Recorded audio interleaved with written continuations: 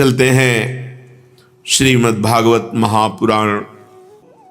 भगवान श्री कृष्ण बलराम जब वृंदावन में आए, गिरिराज गोवर्धन को देखा, पावन यमुना पुलिन यमुना जी को देखा, लताओं को देखा, वृंदावन की कुंज निकुंजों को देखा, प्रेम स्वरूप भगवान श्री कृष्ण बलराम के हृदय में उत्तम प्रीति का प्रादुर्भाव हुआ। वो तो भगवान है, हम जीव के हृदय में क्यों उत्तम प्रीति नहीं प्रकट कर देगा। वृंदावन, गिरिराज गोवर्धन, यमुना रस रानी, यहां की लताएं, लालजू भगवान कुछ हल्का सा तोतली बानी में बोलते हैं। रातों रात दिव्य वृंदावन का प्रादुर्भाव हो गया। अद्भुत महल भगवान के आदेश से रातों रात विश्वकर्मा ने, नहीं तो जब ब्रजवासी जन आए थे तो तत्र चक्रुर ब्रजवासम सकटई अर्ध चंद्रवत, अपने सकटों को अर्ध चंद्रवत खड़ा किया और द्वार पे सैनिक रक्षा कर, तो बीच में सब ब्रजवासी वास कर रहे और एक जो रथों का चक्र था उसमें गौएं वास कर रहे। लेकिन सबके घर के लिए रातों रात भगवत स्वरूप विश्वकर्मा जी ने दिव्य महलों की रचना कर दी, ये गोष्ठ वृंदावन में। अब भगवान अपने नित्य सखाओं के साथ वृंदावन में क्रीड़ा कर रहे हैं। आज तक ये कोई प्रमाण नहीं मिला कि भगवान की बंसी कहां से आई और किसने बनवाई। जैसे भगवान स्वयंभू स्वयं प्रकट हुए, ऐसे भगवान की बंसी भी स्वयं प्रकट हुई। रसमूल मुरलिका आनंदिनी। अभी आज तक भगवान ने बंसी अपने अधरों पर नहीं धारण करी थी। वृंदावन के संयोग, गिरिराज जी की शोभा, यमुना रस रानी का अद्भुत पावन पुलिन, किसी ने कहीं नहीं आज तक ये पता चला कि ब्रजेश तनय ने वंशी कहां से प्राप्त की। स्वयंभू प्रकट वंशी, पूज्य राधा बाबा। और वंशी की शिक्षा किसने दी बजाने की? अभी तो तोतली बोंडी में ही बोलते हैं। अभी तो भगवान बहुत ही सुकुमार अवस्था। एक दिन वृंदावन की शोभा देखकर प्रथम बार प्रभु के हृदय में उमंग हुई, मानो समस्त ब्रजवासियों को प्रेमामृत में निमग्न करना है। भगवान श्री कृष्ण ने अपने अधरों में रख करके वंशी बजाई। झंकृत हो गया संपूर्ण विश्व। चमत्कृति वृंदावन को झंकृत कर गया। अंतरिक्ष में बढ़ी, ध्वनि पाताल में बढ़ी, कुछ ऊपर गई ब्रह्मलोक तक, कुछ नीचे अतल सुतल पाताल कैलाश, सर्वत्र प्रथम बंसी वादन पूरे त्रिभुवन को झंकृत कर दिया। समस्त ब्रह्मांडों का भेदन करती हुई पूरे विश्व में बंसी नाद।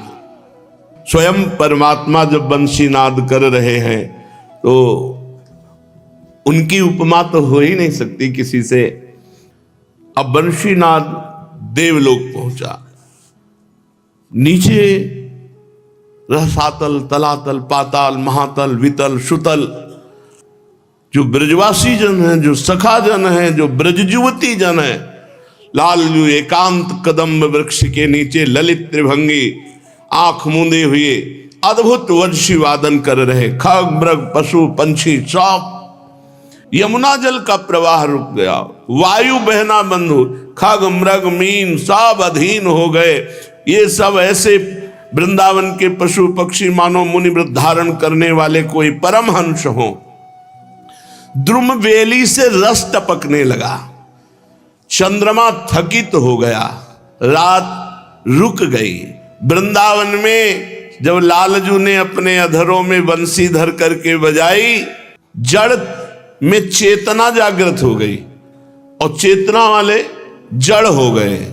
गाय जो पाग कर रही थी ऐसे, वो वैसे ही, बछड़ा जो वैसे ही, मृग के समूह वैसे ही ध्यान में थे, शनकादि विचलित हो गए। समाधिस्थ विक्षिप्त हो गए, विक्षिप्त समाधिस्थ हो गए, जड़ चेतना युक्त हो गए, चैतन्य समाधिस्थ जड़ युक्त हो गए। भगवान शंकर बंशी ध्वनि सुनते, मेरे नाथ की वंशी ध्वनि प्रथम बार अधरों में धरी त्रिभुवन चमत्कृत हो उठा। देवता बेशुद्ध हो रहे हैं विमानों पाकर, वृंदावन में बंशी बजे। जितने भी जैसे अश्व हैं, गऊ हैं, बछड़े हैं, जो बाबा के साथ आए, सब उस ध्वनि में मोहित चल थक गए, अर्थात चलने की सामर्थ्य नहीं रही, अचल चलने लगे। ये बंसी का अद्भुत आनंद। अब यहां तो भीड़ लग चुकी थी, मयूर मंडली, हंस मंडली, मृग मंडली, गाय बछड़ा, अश्व, ब्रजवासी, ब्रज गोपियां, सब आँख खुली तो सब अपार भीड़ देखी। भीड़ देख के संकुचित हो गए। अभी बाल गोपाल ही है ना, बंसी ऐसे छुपा ली। बंसी को अधरों से हटाकर संकोच से छिपाने के उद्देश्य से अपने सखाओं को इशारा किया, चलो हमारे साथ खेलो। यशोदा मैया भी आ गई थी। आज तक लाला का मैंने यही समझा कि चंचलता करता है, उपद्रव करता है, लेकिन मेरा लाला इतना गुणी है, इतनी सुंदर बंसी बजा लेता है। ब्रजरानी के तो प्राण न्यौछावर हो रहे थे। मोहन ध्वनि, संपूर्ण ब्रजवासियों के आंखों में आंसू। ये प्रेम है, रसमूल मुरलिका आनंदिनी। श्री कृष्णचंद्र को अपनी लज्जा निवारण का समुचित स्थान प्राप्त हो गया। वो दौड़ करके बंसी अपने फेट में कोसी और मैया के कंठ से लग गए और मैया के वस्त्र से अपना मुख छुपा लिया। ब्रजरानी के नेत्रों से आनंद अश्रु बरस रहे। गोप सुंदरियों ने ये नवीन स्वरूप प्रभु का देखा। अभी तक तो सुख दे रहे थे विविध प्रकार के लिए, बंशी वादन। अब तो जो गोपी श्री कृष्णचंद्र जी से जब मिलती, बोले लाला तनिक बंसी बजा दे। श्री कृष्णचंद्र जो ब्रजेश्वर के ब्रजरानी के अंक में सुशोभित हो रहे थे, दल की दल ब्रजवासी गोपियां आती, हे कृष्ण, हे करुणामय, अभी तक तो मैं केवल इतना ही जानती थी कि तुम्हारे नन्हे नन्हे अधर केवल माता के वक्षोज का स्वाद लेते हैं, जो माता के वक्षा स्थल से निकला हुआ दुग्ध उसी के। पर मुझे नहीं पता था कि इन छोटे छोटे अधरों पर वंशी रखकर इतनी चमत्कार पूर्ण वंशी बजा लेते हो। अच्छा तो बताओ, मैंने तो कभी नहीं देखा तुम्हें बंसी बजाते हुए किसी के साथ, तो सीखा कहां से? वृंदावन में पहली बार तुमने बंसी बजाई, तो इस बंसी का गुरु कौन है? मेरे लाला, तेरे चंद्रमुख की बलैया लेती हूं, सांवरे तू एक बार फिर बंसी बजा दे, बजा दे। श्री कृष्णचंद्र भी ब्रज वासियों की जब ये प्रोत्साहन भरी बात बाबा मैया के समक्ष, तो बाबा इशारा कर दे, बजा बजा दे। अब लाला, पर ये कभी सीधे होके बंसी नहीं बज सकती। बंसी में प्रेम रस विराजमान है, तो इतना भार है कि 3 जगह से महाराज टेढ़े हो जाते हैं, ग्रीवा, कमर, चरण। ये इनकी मुद्रा है। बंसी जब धारण करेंगे तो ललित त्रिभंगी हो जाएंगे। जे भी बाबा मैया का इशारा पाया, अधरों पर पुनः बंसी रखी, उसी समय बंसी अधरों पर विराजमान करके जे ही बंसी वादन किया, तो ही आकाश में दिखाई देने लगे देवताओं के विमान, और मध्य में हंस वाहन पर चतुर्मुख संपूर्ण सृष्टि के सृष्टा श्री ब्रह्मा जी। क्यों? बड़ा स्वाद आया, क्योंकि 4 मुख हैं तो 8 कान हैं। 8 कान से बंसी नाद का पान किया तो ब्रह्मा जी विभोर हो गए और हंस से कूद पड़े और प्रभु के सामने रज में लौट रहे। इतना आनंद विकल ब्रह्मा जी बंसी में है। 8 कानों से पान करके हंस से आए, पहले तो सुनते रहे फिर लौट गए। और देवराज इंद्र के 1000 नेत्र हैं, तो ललित त्रिभंगी मुरली मनोहर बंसी वादन करते हुए प्रभु को हजार नेत्रों से देख रहे हैं। आज श्राप वरदान बना हुआ है। वैसे हजार नेत्र नहीं थे, हजार भग थे।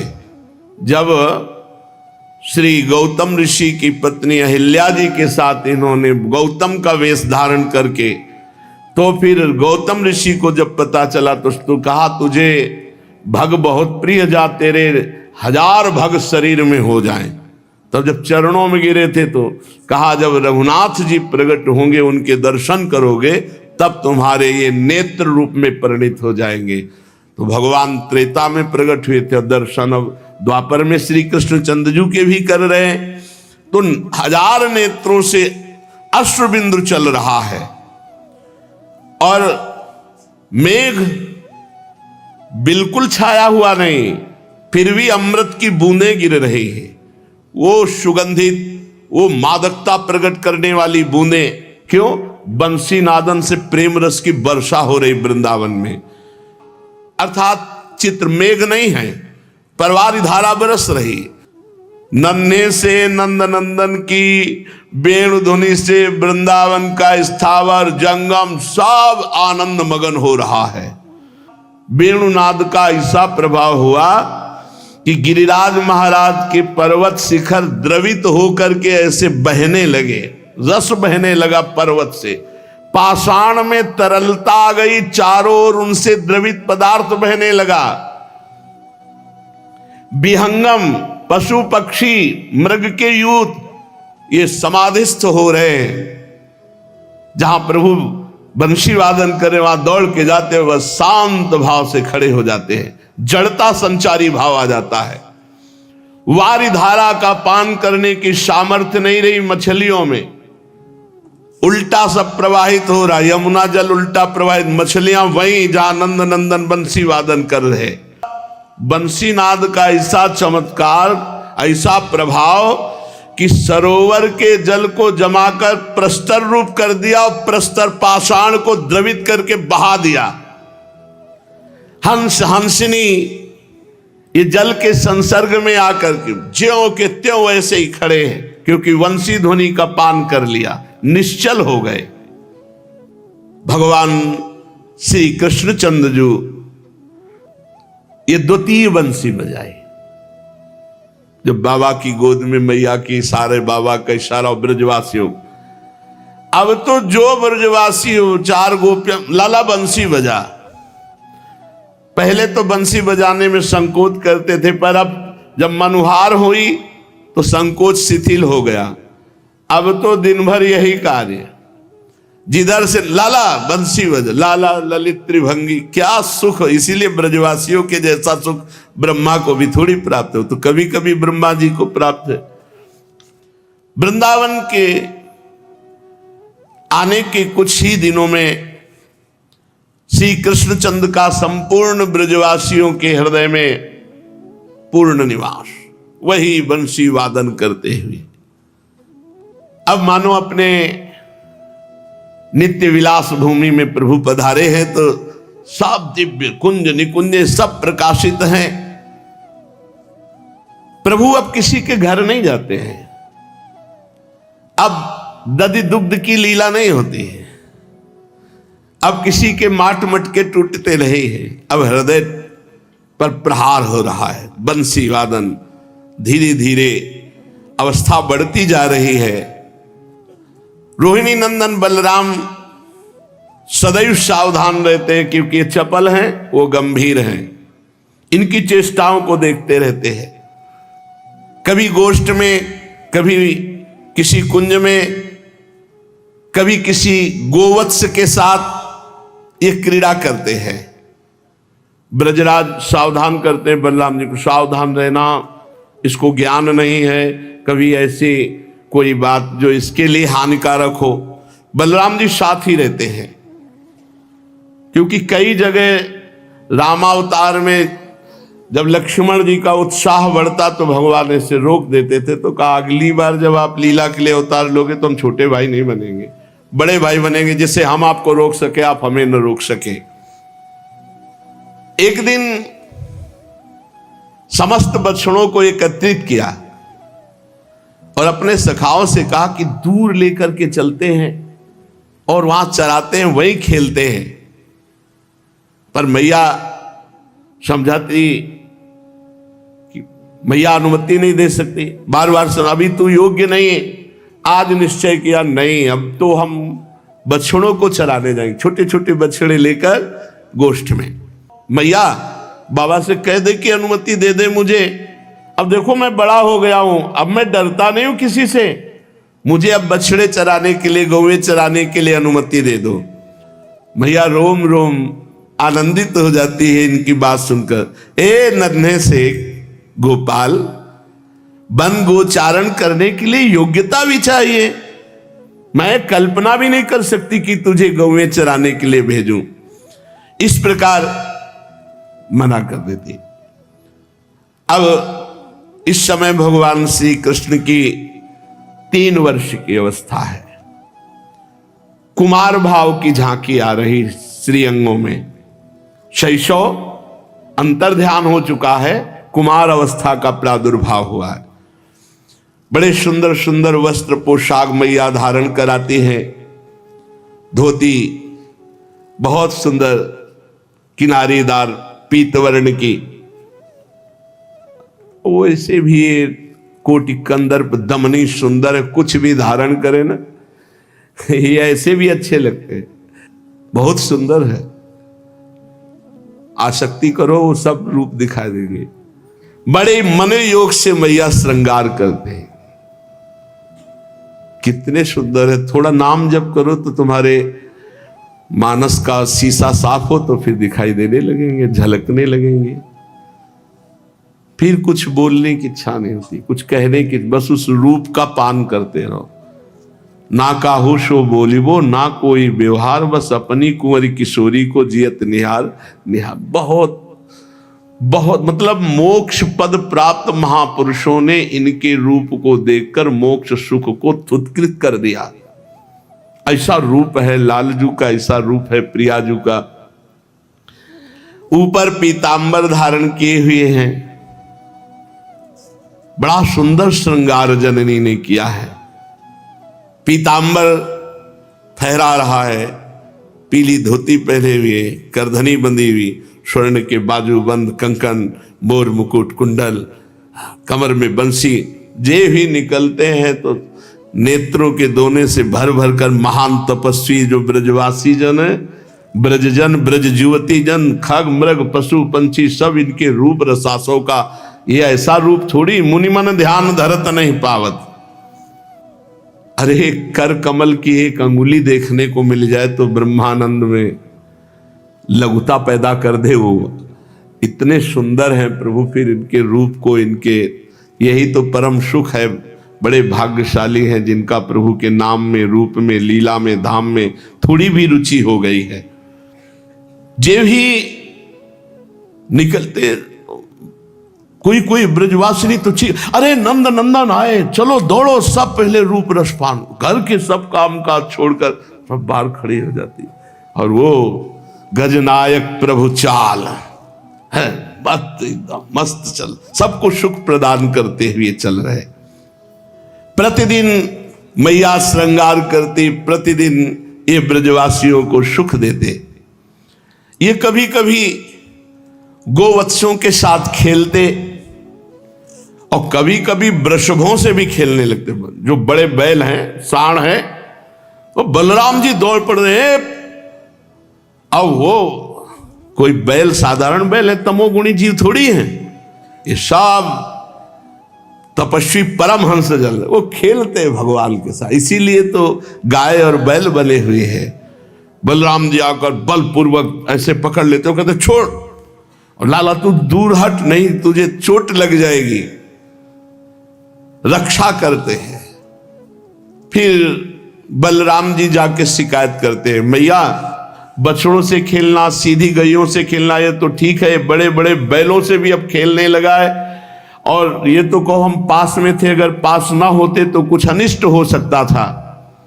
पूर्ववासियों को अपार आनंद होता है, राम और श्याम अपनी सुंदर शोभा से, सुंदर भ्रकुटी संचालन, मंद मुस्कान, मधुर वचन, एक एक सब महान आनंद प्रदान करने वाले, परमानंद में हर ब्रजवासी विभोर रहता है। ब्रजेश्वर का सदैव भगवान नारायण को धन्यवाद देने में ही भाव जाता है। धन्य है नारायण, आपने, और साक्षात नारायण के अंशी है, आपने कृपा की, ऐसा पुत्र दिया, ऐसा परिकर दिया। बहुत हट करने पर मैया ने आदेश कर दिया, बछड़े लो और यहीं गोष्ठ में, पास में, गौशाला के पास में ही, बस यहीं चराना, अभी दूर नहीं जाना। अभी आदेश हुआ, स्वकालीन वत्स पालो, बछड़ों, छोटे छोटे बछड़ों को जाओ और घेर कर ऐसे पास में ही। नंद नंदन मानो बहुत बड़ी संपत्ति मिल गई हो।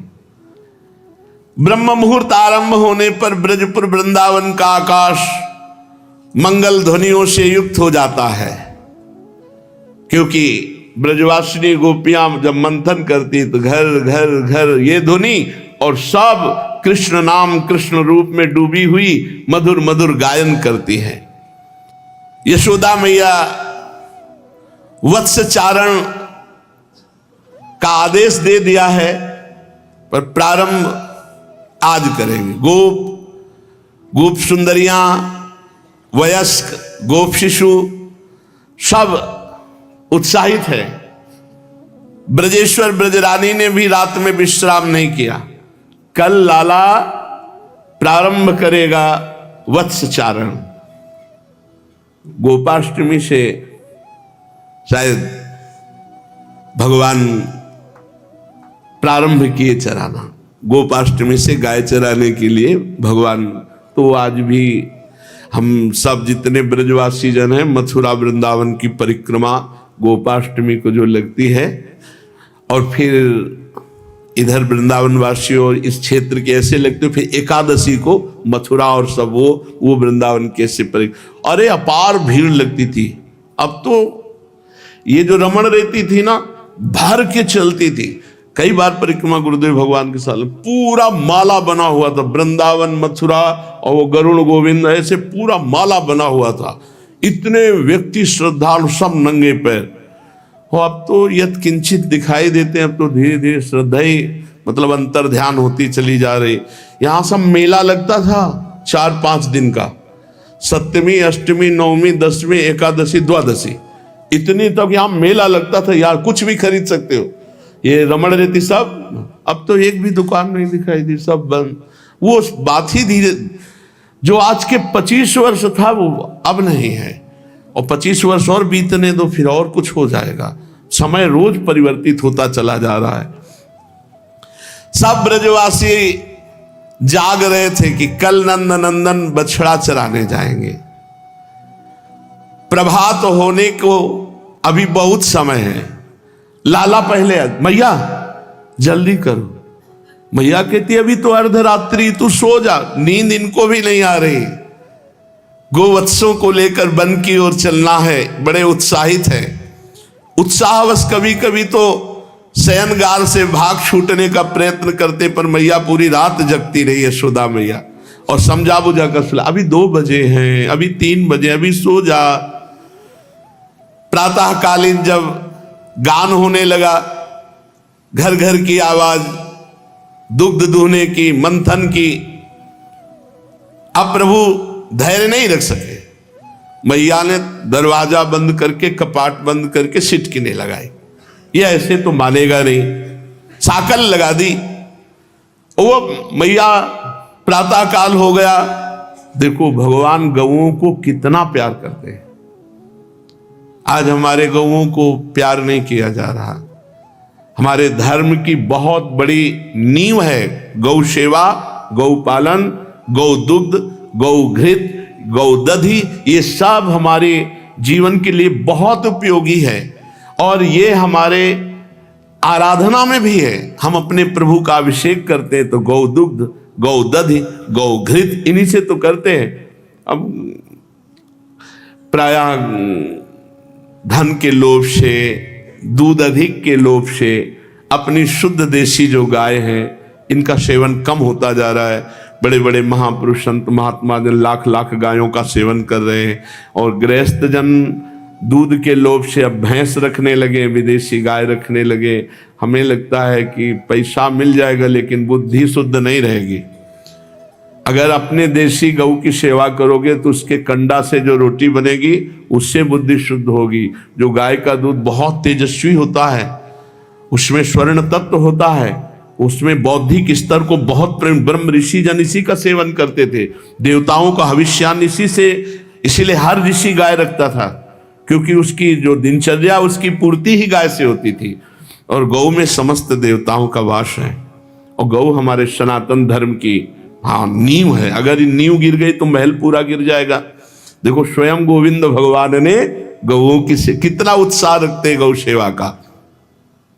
मैया उन्हें बार बार समझाती है। नन्हे से लालजू महाराज 3 वर्ष के अब सांकल पकड़ के खोल नहीं सकते, इसलिए मैया से प्रार्थना करते हैं, मैया मुझे बाहर जाने दो, अब प्रातः काल हो गया, अब मैं अपने बछड़ों को चराऊंगा। बलराम जी आ गए और साथ के सखा आ गए वत्स चारण के लिए। पूरा मैया व्यवस्था पूरी रात्रि भर की है।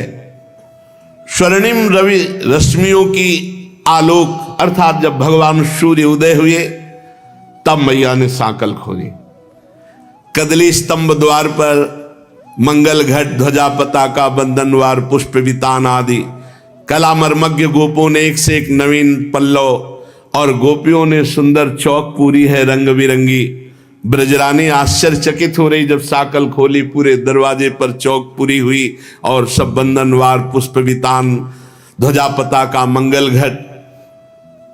बृहद वन वृंदावन में ऐसी सुंदर सजावट की गई। आज ऐसी सजावट की गई है जैसे बाबा के यहां जब लाला हुआ था जब सजावट की गई थी। जैसे गोकुल सजा था ऐसे आज वृंदावन सजा। और संयोगवशात आज अन्न प्राशन का भी दिन है, तो ब्रजेश्वर एक चमत्कार मानो। वर्षगांठ के अवसर पर जैसे गोकुल में सबको निमंत्रण दिया गया था, बुलाया गया था, ऐसे वत्स चारण महोत्सव के समय सभी ब्रजवासियों को बुलाया गया। मंगल गान करती हुई ब्रज युवतियां सुंदर वेशभूषा सुसज्जित, मंगल द्रव्य पूरी थाल, दल की दल गोपियां भवन में पधार रही हैं, जहां बाबा लालजू और यशोदा मैया। बहुत सुंदर नीलमणि श्री लालजू का श्रृंगार किया, उमंग में भरे हुए, मोर मुकुट धारण किए हुए, कितना सुंदर रूप, विशाल नेत्र, कमल नयन, विशाल भाल, कैसी सुंदर मोहिनी नासिका, कैसे सुंदर अधर। ये रूप ऐसा है कि बस देखते ही रोते रहो और कुछ नहीं। आनंद का रुदन इसमें होता है। महाप्रभु चैतन्य देव, हा मोर प्राणनाथ, हा कृष्ण, हा मोर। 18 वर्ष गंभीरा में रुदन, अनवरत निरंतर रुदन। ये ऐसे प्रेम बपू है, ऐसे प्रेम बपू, मतलब कैसी दशा। वो तो भगवान है साक्षात। एक दिन देखा महाप्रभु खून खून, ऐसे थोड़ी झपक लग गई थी निद्रा की, क्योंकि रात दिन जगते रहते थे निज परिकर। तो जो गोविंदास थे, प्रभु प्रभु प्रभु ये क्या, और प्रभु ऐसे ऐसे, हे कृष्ण, बस ऐसे रगड़ रहे थे, मस्तक पकड़ा ऐसे आलिंगन कर। प्रभु क्या, प्रभु आप ये क्या कर रहे थे? बोले बाहर श्री कृष्ण खड़े हो, बुला रहे हैं, तो रास्ता बना रहा था। ये सब ऐसे खून खून महाप्रभु। तब ये हो कि अब कोई नहीं सोएगा, क्रम से रात दिन ऐसे इनका रूप है कि ये तो स्वयं भगवान है, स्वयं आचार्य हैं। ये नाम जप करते हुए विषम परिस्थितियां दे दे करके हृदय को इतना मजबूत करते हैं कि प्रेम सह जाए। नहीं तो आप क्या समझते हो, ये मुस्कुरा के हेर दे तो जीने की सामर्थ्य नहीं। आप समझ लो दिल में इतनी सामर्थ्य नहीं कि ये श्री कृष्ण मुस्कुरा दें और उनकी मुस्कुराहट सह जाए। इतनी सामर्थ्य, ये तो सामर्थ्य मंत्र नाम गुरु कृपा, उनकी कृपा से धीरे धीरे सहत सहत बाढ़े भगति गृह तन गुरु हितगार। इतना सुंदर रूप है प्रभु का कि वाणी की सामर्थ्य नहीं। देखो माई सुंदरता को सागर, नील कमल कपोल चिकने, उन पे जो कुंडलों की झलक और अलकावली, और वो ऐसे अब कैसे वाणी की सामर्थ्य, इनके नेत्रों में तो जादू है, जादू जादू। सोचो, यही तो देख के हम आपसे कहते हैं कि आप चिंता मत करो, बड़े उदार, अति उदार भी सुंदर, जिनको देखा नहीं आपने, जिनसे मिले नहीं आप, केवल उनके लिए सब कुछ छोड़कर आए हो। अब आगे की बात वो संभाल लेंगे, तुम चिंता मत करो, तुम चिंता मत करो। अब सोचो ना, मूड मुड़ाए या जटा रखाए, हम काहे के लिए बैठे हैं? उन्हीं के लिए तो चले, केवल सुन के चले हैं, सुन के। उन्होंने थोड़ी बात की हमसे, हम हृदय की बात कहते हैं। वो इस बात पर ऋणी हैं कि इन लोगों ने मुझे देखा नहीं, मैंने बात नहीं की, और कितने भड़काने वाले मिले कि कहां भगवान, कौन भगवान, फिर भी मुड़ मुड़ा के मेरे लिए चले। इतना काफी, तुम चिंता मत करो, इतना काफी है। विश्वेश्वर विश्वनाथ भगवान है। वत्स चारण के लिए मैया ने श्रृंगार किया है, कुछ श्रृंगार रह गया, भागे लालजू, मैया फिर दौड़ी, हाथ, अरे पूरा तो श्रृंगार कर लेने दे। श्री रोहिणी जी बलराम को सजा रही, यशोदा मैया लालजू को। बलराम को तो देखते ही धैर्य विचलित हो जाता है, गोरे रंग के, और जब उनको नील वस्त्र धारण कराया जाता है, नीलांबर, तो बहुत सुंदर बलराम। वैसे जोड़ी तो ऐसी ही रही है, पीते नील की बचपन से। हाँ, थोड़ा आगे चल करके प्रिया नीलांबर धारण किए, सरकार पीतांबर धारण किए, और बचपन से बलराम जी नीलांबर धारण किए हैं, लालजू पीतांबर धारण किए हुए हैं। अब प्रभु सहज में ऐसे श्रृंगार कराने वाले तो थे नहीं, बहुत चंचल। भैया बस हो गया ना, अब जल्दी हमें सखाओं के साथ जाने दो।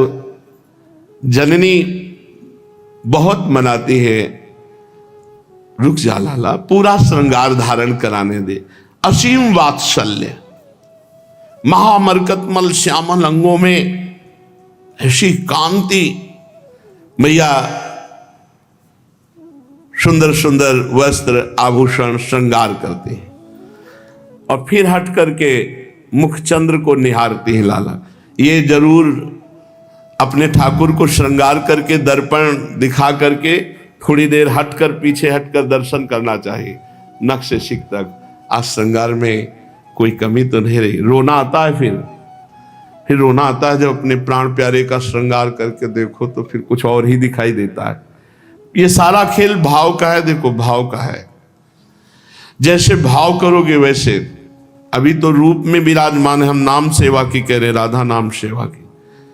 जब इत्र लगाकर, चंदन लगाकर, एक गुलाब के फूल के बीच में से ना, वहीं जुगल सरकार की झांकी मिलती थी, एकदम विकल हो जाते। घंटों श्रृंगार के बाद रोना आता था। बस वो केवल भाव जुड़ने की बात है, जोड़ दो तो बस सब कनेक्शन जुड़ जाए तो बस वो आनंद समुद्र हैं। मैया देख कर कहती, मेरा नीलमणि नित्य नव सुंदर लगता है, ऐसा लगता है मैंने कभी देखा ही नहीं। क्षण क्षण में इसका रूप लावण्य बढ़ता जा रहा है। आज मैंने इतने श्रृंगार धारण कराए, इतना सुंदर लग रहा है, कहीं मेरी ही नजर ना लग जाए। जननी तिनका तोड़ दे। ऐसी सखियां, प्रिया प्रीतम चंदन के वृक्ष में झूला पड़ा है, सुंदर झूल रहे, पैंग बड़ी प्रियालाल एकम एक हो रहे। हित चिंतक निज चेरिनु उर आनंद न समात। इतना सुंदर रूप, मिलित रूप प्रिया प्रीतम का देख कर कहती, मेरी ही नजर न लग जाए, इसलिए तृण तोरत, तिनका तोड़ते, अंगुलियां चुटकाती है, बलिहारी जाती। हित चिंतक निज चेरिनु उर आनंदन समात, निरख निपट नयनन सुख, तृण तोरत बलिजात।